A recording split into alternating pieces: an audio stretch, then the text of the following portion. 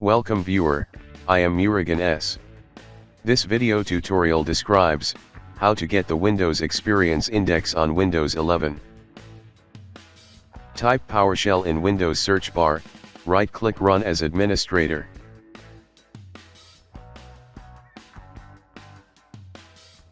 Type get -wmi object space, -class space, win32_winsat.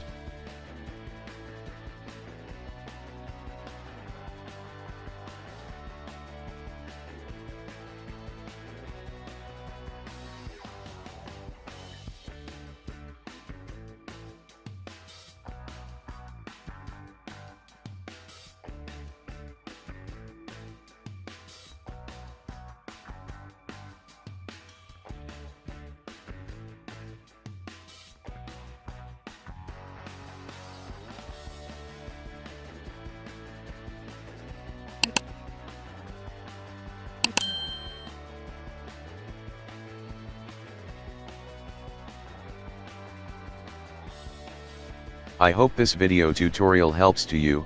Please like, share and don't forget to subscribe my channel. Thank you very much. See you next video.